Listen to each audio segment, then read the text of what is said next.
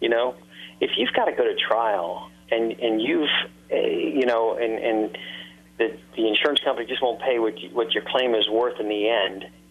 I mean, can you imagine one of these guys standing in front of a jury? Morris Bart, people that tear up checks on TV. I mean, the jury, you've poisoned. If the jury pool is poisoned for me because they're on TV, can you imagine what it's going to be for them and they're on TV? I've always had a theory that people who do that massive volumes, they're really connected. They have a relationship with these insurance companies. So by doing volumes, they're going to save the insurance company money by getting that smaller check, that quick check. And that is basically people want to get their money fast. So sometimes they think that person getting the money fast is actually a good idea. But I want to shift gears for a minute. I can't imagine a litigation if they close these Alabama and Florida beaches, which my wife says, I think they're going to close the Navarre beach. I'm going to Navarre this weekend. The law conference is next week. Leave it to Louisiana lawyers to go to Florida for our state conference every year. But if they close the beaches and I've got a contract with a condo and I've got a contract and I don't want to go to the beach now because it's closed, and they said, no, you've got to pay me because you have a contract or you committed to that condo, I can't imagine the whole litigation of why would I can't go to the beach. The beaches are closed. I'm not going. You're not going to force me to pay for this vacation that I agree to. You're going to have a lot of issues there. That's right, Dave. And most of them will allow you to cancel. I have one, and I've got the whole summer basically booked out. And that's the one I stayed in last weekend. And, if they all cancel out, I mean, you've lost, so much revenue. And that's what's going to happen. All of these. I've heard the Portofino, which is a huge thing in Pensacola, has already hired attorneys to sue BP for the loss of revenue that the owners are going to have because the cancellation. I've only had one cancellation, but the oil hasn't hit the beach yet. Once it does, everybody's going to cancel. Who wants to go sit there and pick up tar balls all weekend or all week while you're there, and smell oil coming up and watching otters die on the beach and, watching the stingrays. And you're not going to be able to see them because they're going to be in that thick oil.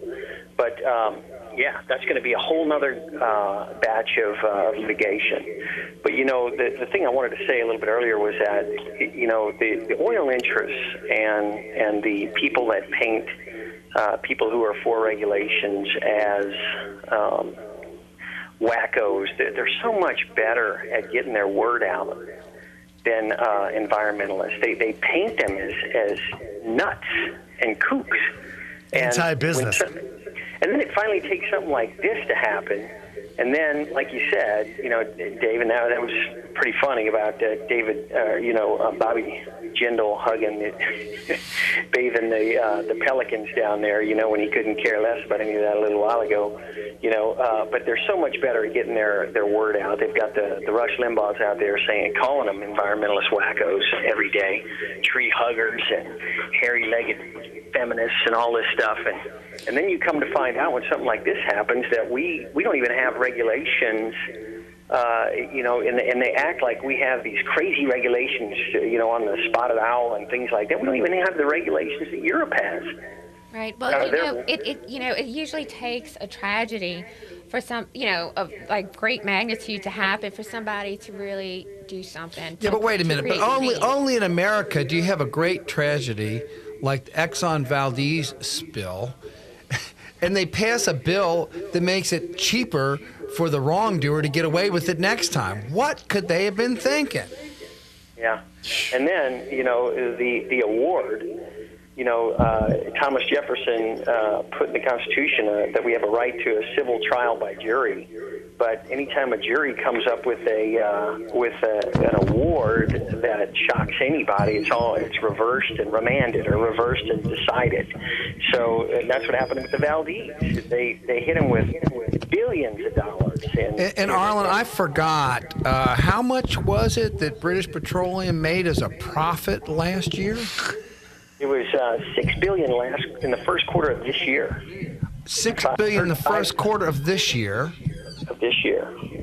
And they were the loudest people in Congress using lobbyists. Wait, so you're saying in January, February, and March of this year, their profit was $6 billion? Right. It'll be over $20 billion for, well, it won't be this year. They're going to have a rough Might be year. down by a couple of billion with this spill, huh? Right. That's right. So, okay. They're making money. Well, I'm gonna try to hold you on the line. We've got Elmo Guidry from Cutoff on the line. We're gonna try to get him to join the conversation here, Arlen. All right, great. Hello, Elmo. Hello. Yeah, I got his autograph. Hello. Hello, how you doing? Good. How you doing? Good to have you on the show. I'm not doing so great. I'm out here in the oil capital of Louisiana. I'm familiar with Cutoff. Yes, sir. Isn't that the home of Bobby Hebert? Yes, sir. Bobby Hebert. Well, how are things, Elmo, down in Cutoff? Tell our listeners what's going on down there. Well, things are miserable. I'm a seafood seller. We are shut down at the moment right now because of this oil spill disaster. Things look miserable. I mean, there's no traffic on the road, nothing happening. So what are you doing right now to, make ends meet? What I'm doing to make ends meet, I'm biting my fingernails.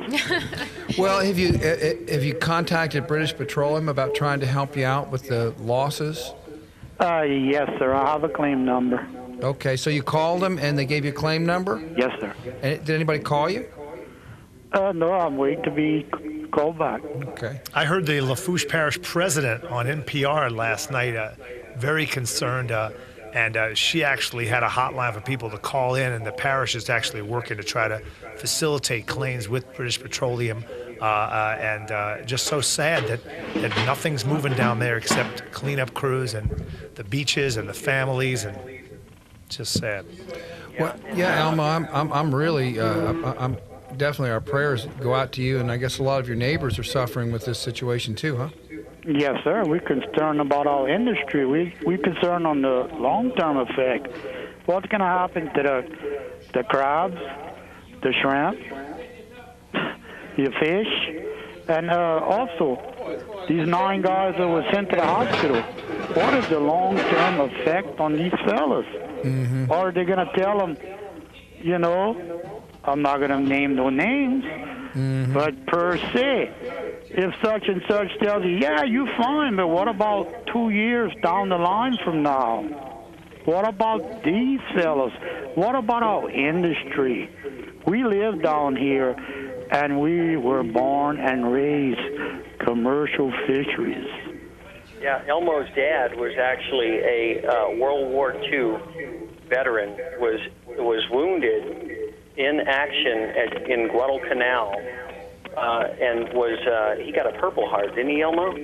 Yeah, he got a Purple Heart and 7 other medals. Yes, Mr. Bro, how you doing? Yeah, fine. And, Amen. He was just recently passed away.